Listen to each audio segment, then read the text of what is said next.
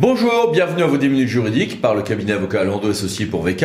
On va parler de RFGP dans quelques minutes, mais tout de suite les brèves de la semaine avec une décision de la CSA de Lyon sur le point de savoir si quand je change un tout petit peu mon nombre d'heures en activité accessoire, est-ce que je dois faire une nouvelle demande d'autorisation de cumul d'activité? Non, en tout cas non quand la demande de modification horaire porte sur des volumes faibles, nous dit la CA.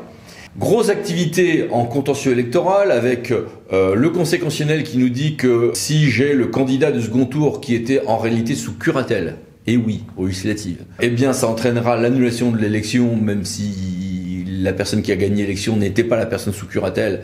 Et voilà, ça pourrait changer en réalité au premier tour un certain nombre de choses. Les factures de garagistes n'ont pas à se garer dans le compte de campagne pour un véhicule qui a été loué pour le temps de la campagne. Et puis, il y a une grande transparence pour l'accès aux documents administratifs pour ce qui est des documents de campagnes électorales pour l'élection présidentielle, nous dit le Conseil d'État. Et puis, un candidat peut bien, sur les fonds de son compte de campagne, prévoir une vitrophanie sur la façade vitrée de sa permanence électorale, ce qui soulevait différentes difficultés, nous dit la CA de Paris. En matière de contrat, on avait un débat, notamment au lendemain d'une décision du théâtre de Strasbourg, dont précise les références de mai 2024, qui nous disait que on ne pouvait pas, en dessous les cas où on fait carrément un MAPA, en dessous des 40 000, est-ce qu'on pouvait se contenter de 3 devis? Le théâtre de Strasbourg avait dit non, la CA de Nantes nous dit si, on peut. Et en matière d'urbanisme, la demande d'une pièce complémentaire prévue par le code suspend le délai d'instruction. Oui, certes, même si ce document est finalement inutile, Conseil d'État, commune de compte. Et puis, en urbanisme toujours, il n'y a pas de mise en demeure, alors qu'on est en sursis à statuer, nous dit le théâtre de Montpellier. Logique. Deux actualités en matière de préemption, un cas particulier qui concerne le ferroviaire, où quand on est en ce domaine, il n'y a perte du droit de priorité. Et deuxième chose, l'existence d'un emplacement réservé ne peut, à elle seule en tout cas, justifier une décision de préemption. Pour les services des eaux, alimentation d'eau potable, assainissement, on sait tous qu'il y a un grand débat sur le point de savoir si on aura bien ce transfert obligatoire ou pas pour les comités de communes au 1er janvier 2026. Le Sénat avait voté un texte en ce sens, Michel Barnier s'était rallié à ce vieux projet sénatorial, ça va passer à l'Assemblée nationale le 11 mars 2025 avec une probable adoption de ce texte, mais il y a quelques débats. Est-ce qu'on va, par exemple, le bruit à la mode en ce moment, c'est finalement il y aura bien ce transfert obligatoire pour ceux qui ont des taux de fuite trop élevés. Mais ce n'est pas en même temps ce qui, semble-t-il, a été adopté en commission à ce stade. À suivre. Et puis, en matière de SPIC, on sait très bien que les contentieux entre un usager et son service public industriel et commercial relèvent du juge judiciaire quand on est sur un litige individuel. J'ai une litige sur ma facture d'eau ou de déchets ménagers en Rome, je vais devant le juge judiciaire. Si j'attaque en revanche la délibération fixant les tarifs, je vais devant le juge administratif, etc. Très bien.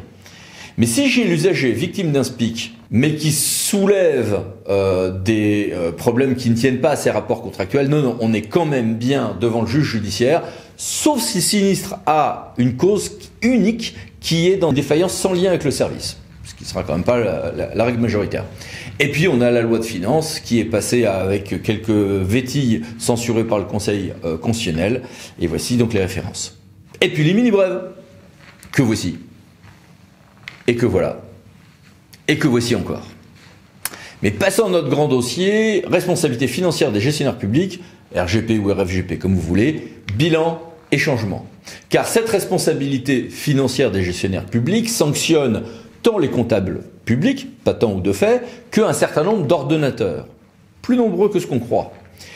Ça se passe devant la Cour des comptes qui est juge de première instance, et puis après il y a une cour d'appel financière et un éventuel recours en cassation devant le Conseil d'État. Ce nouveau régime de responsabilité, donc unifié, donne lieu à un nombre d'arrêts un peu limité, des amendes raisonnables. Certains sous-estiment ce régime. À tort, pour des tas de raisons. Ça ne sanctionne pas que le haut de la hiérarchie. On descend plus bas que ce qu'on croit, y compris des agents de tout début de l'échelon de la catégorie A, par exemple, dans certains cas. La vraie sanction est ailleurs. C'est le stress, c'est la carrière. On est sur des choses qui sont vécues comme du pénal, qui sont très lourdes à vivre et à gérer. Ce régime fixe aussi des standards de gestion en matière de contrôle de pièces, en matière de gestion, en matière de contrats pour les entreprises publiques locales, en matière de niveau de contrôle sur un certain nombre de dépenses, en matière de diversification d'activités, on a déjà des standards administratifs qui sont en train dans la pratique professionnelle de changer en fonction de ces décisions de la Cour des comptes. Et puis, pour le juriste, c'est tout à fait passionnant. Enfin, j'ai le sentiment, moi, d'être un petit peu comme le juriste de droit public qui voyait les grands arrêts du début du XXe siècle du Conseil d'État. On a l'édification d'un nouvel édifice juridictionnel important, qui sera important dans notre ensemble. C'est, d'un strict point de vue juridique, tout à fait passionnant. Faisons le point 2 ans après cette révolution, puisque l'entrée en vigueur était au 1er janvier 2023. Voici ici les références des textes.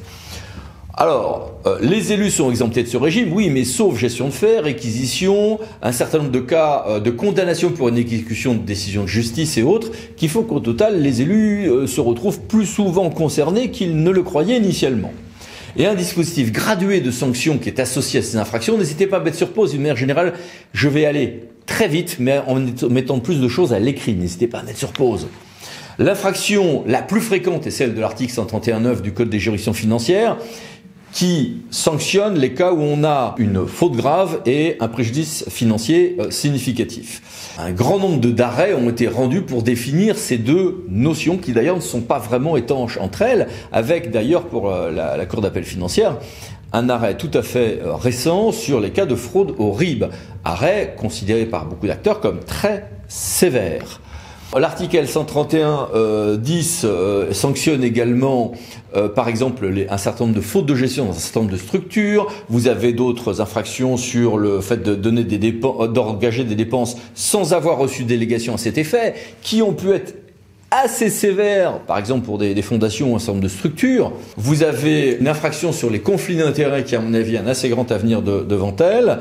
Vous avez une sanction sur l'inexécution des décisions de justice. Aujourd'hui, quand je vois passer des inexécutions de décisions de justice, comme cette semaine, par exemple, pour la commune de Beaucaire sur cette affaire de crèche de Noël, avec 130 000 euros d'astreinte, condamnée, liquidée, enfin, on a une responsabilité des agents ou des élus sur ce point précis, qui peut devenir finalement la façon la plus rapide pour un requérant, un petit peu agressif, de se venger de celui qui n'a pas exécuté ce genre de décision et qui va donc être requérant.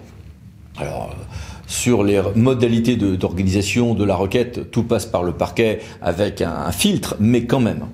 La gestion de faits, qui avait failli être supprimée, demeure et continue de sanctionner. Il y a eu plusieurs décisions d'ailleurs très intéressantes de la Cour des comptes. S'y ajoutent encore plein d'autres infractions qu'on pourrait lister. La saisine dans ce domaine est très large. Voici ici quelques éléments de procédure. Et cette procédure est extrêmement minutieuse, rigoureuse. Il y a des éléments d'ailleurs de prudence intégrée dès les contrôles. Depuis ce nouveau régime, on ne gère plus un contrôle de gestion d'une chambre régionale ou territoriale des comptes de la même manière. Il y a un certain nombre de choses à anticiper. Voici ici quelques détails. Et on a sur les lignes de défense une manière de le gérer qui est encore très distincte de ce que l'on va connaître devant le juge administratif de droit commun ou devant le juge pénal. C'est un autre fonctionnement. On a évidemment un point majeur, on va en parler tout à l'heure, sur les assurances, surtout depuis que le Conseil d'État nous a dit que la protection fonctionnelle n'était pas de droit en la matière, donc là, il faut vraiment s'assurer. Il y a des questions de prescription quand on va chercher à faire des dépenses, mais il faut pas trop compter dessus. Voici ici quelques détails qui font que la jurisprudence qui s'est bâtie fait qu'on aura rarement la possibilité de défendre de manière efficace sur les questions de prescription. Et puis on a un contradictoire, donc des échanges qui sont extrêmement minutieux, des écritures précises, énormément de pièces à lire, c'est très très très chronophage. Il y a une gestion aussi émotionnelle extrêmement difficile pour ceux qui sont concernés, comme en pénal, et un travail collaboratif avec le client, puisqu'il y a une plongée dans le fonctionnement interne des structures pour bien bâtir une défense, et un rôle central des auditions à gérer avec minutie, mais également certaine prudence. Les principales lignes de défense vont dépendre infraction par infraction. Voici ici quelques des éléments. On va parfois pouvoir s'abriter derrière les régimes de transition, application in missus par exemple. Quelques éléments sur la gestion de faits. On va avoir un jeu compliqué de renvoi de balles et de responsabilité entre le comptable public et l'ordonnateur, en fonction des délégations, des subdélégations. La formulation des textes permet de s'abriter derrière des instructions reçues, oui, mais non sans limite. On se retrouve avec des choses assez intéressantes de ce point de vue-là. Et beaucoup d'incertitudes nées donc de cet arrêt du Conseil d'État, nous disant qu'il n'y a pas un droit à la protection fonctionnelle de la part des administrations. À mon avis, pour les caisses de sécurité sociale et autres agents de droit privé, c'est bon. Dans le cas des agents et peut-être des élus, pas de droit à la protection fonctionnelle, mais droit à être aidé. Mais aidé jusqu'où? Ce point est discuté aujourd'hui. Sur tout ça, j'ai voulu poser quelques questions à un assureur, mais qui est également un technicien de cette matière. Monsieur le Président, bonjour. Bonjour. Première question, comment vos assurés, qu'ils soient ordonnateurs ou comptables, réagissent-ils à l'évolution de ce régime? Et s'agissant des ordonnateurs, cela peut être des ordonnateurs secondaires, des gens dans la chaîne hiérarchique. Il y a eu des condamnations pour des gens dont le travail était le suivi des contentieux, par exemple, dans le cas d'un centre hospitalier. Donc comment vos assurés réagissent-ils à l'évolution de ce régime? Eh bien, ils sont confortés dans la bonne idée qu'ils ont eue de s'assurer. C'est vrai qu'au début, il y avait un débat sur l'utilité de l'assurance au début du régime, puisque pour certains, ils pouvaient voir cette responsabilité de manière lointaine, comme ne concernant que destiné à sanctionner les délinquants et peut-être aussi les fonctionnaires un petit peu incompétents. Et puis, dans le cadre de l'évolution, c'est vrai qu'avec des discussions que j'ai eues avec des gestionnaires publics, certains me disaient je n'ai pas besoin de m'assurer, je ne commets jamais aucune faute, ou pour certains m'ont même dit je dispose d'un comptable public très strict, donc je ne cours aucun risque.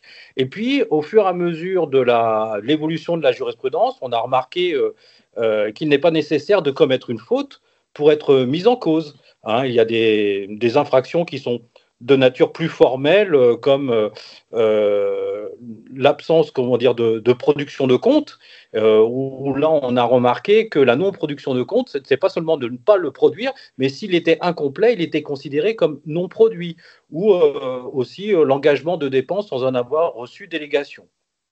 Et puis enfin, sur la faute grave ayant entraîné un préjudice financier significatif, on a remarqué que lorsque le préjudice financier était conséquent, cela suffisait à qualifier de faute grave.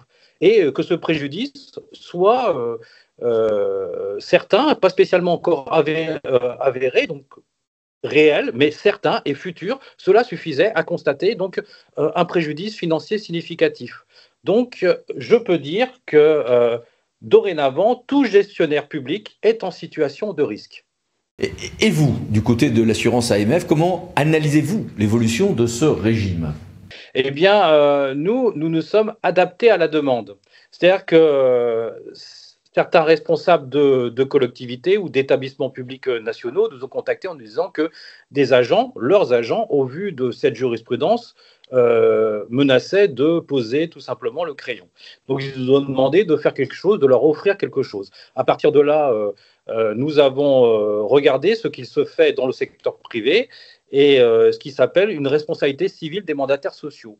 Nous avons créé un produit groupe, Apico Group, calqué sur la responsabilité civile des mandataires sociaux, mais qui s'adresse à l'ensemble des gestionnaires publics d'une collectivité.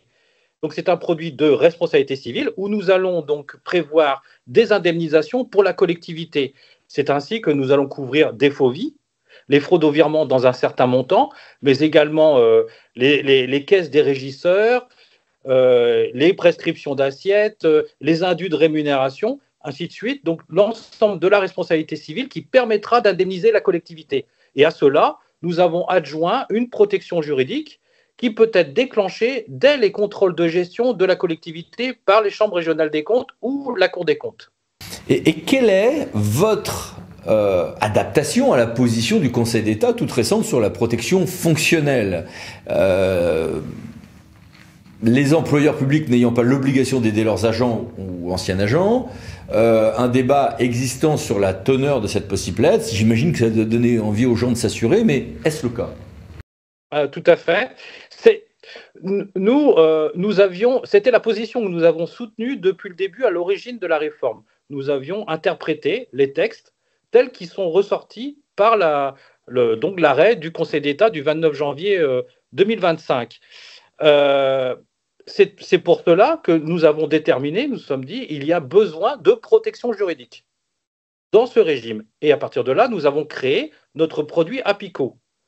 Donc d'abord à titre individuel, donc offrir une protection juridique complète aux agents publics lorsqu'ils sont mis en cause devant la Cour des comptes. À cela, donc nous avons des plafonds d'indemnisation qui sont très très élevés, où on peut prendre donc largement les 15 000 euros sur une première instance, et il y a des paliers, donc par palier de 5 000, nous montons comme ça jusqu'à 30 000 euros pour l'appel, la cassation, et ainsi de suite, les questions prioritaires de constitutionnalité, et voire, c'est prévu aussi, la Convention européenne des droits de l'homme.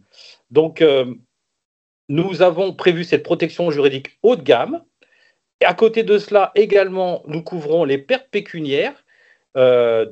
Puisque l'agent va devoir se déplacer, ce ne sont pas tous des Parisiens, donc les frais de déplacement, les frais pour aller chercher des pièces, mais également l'indemnisation des jours de congé de ces agents s'ils ne peuvent bénéficier d'autorisation d'absence. L'idée est de couvrir l'ensemble des dépenses de la personne, que ça ne lui coûte rien pour se défendre. La seule chose qui lui restera à sa charge, si jamais il est condamné, c'est les amendes, car certes, les amendes, nous ne pouvons les assurer. Donc ça, c'est le premier domaine. Alors c'est vrai que la position de la Cour du Conseil d'État peut paraître dure vis-à-vis des agents publics. Elle peut aussi se défendre, puisque c'est dans l'utilisation des deniers publics, comment expliquer que on utilise, que la collectivité victime de l'agissement de son agent doit lui payer ses frais de défense devant la Cour des comptes qui va constater la mauvaise gestion de l'agent. C'est vrai que le cheminement intellectuel peut paraître compliqué. À côté de cela, c'est vrai que le Conseil d'État ouvre la possibilité aussi, on le voit bien, à la collectivité, à l'administration, d'aider son agent, de le soutenir. La note de la secrétaire générale qui était attaquée dans ce jugement, la note de la secrétaire générale précisait que s'il y avait dans l'intérêt du service, l'administration pouvait mettre à disposition de son agent des moyens pour le défendre. Et c'est vrai qu'il apparaît, même si on est devant donc une juridiction particulière qui est là pour constater et faire cesser les troubles à l'ordre public financier, pour un agent, dans le fonctionnement de l'administration, il est au carrefour de plusieurs intérêts, des intérêts particuliers et de l'intérêt général, et l'agent peut ne pas avoir respecté la réglementation financière, mais cela dans l'intérêt de la collectivité. Et c'est vrai que la collectivité, elle peut être amenée à défendre cet agent. Et donc lui donner les moyens de se défendre, c'est également important dans le bon fonctionnement de l'administration. C'est pour cela que soit l'administration a les moyens et les ressources en interne pour le faire, soit elle ne l'a pas. Et nous avons donc créé ce contrat groupe Apico qui peut permettre à la collectivité d'offrir donc une protection juridique en utilisant des prestataires externes, donc par cette protection juridique, pour pouvoir soutenir ses agents. Voilà, je vous remercie, maître. Merci beaucoup, au revoir. Au revoir. Et merci à vous. À bientôt pour une nouvelle vidéo, les 10 minutes juridiques, parlons d'associés pour VK. Pensez à vous abonner. Merci, au revoir.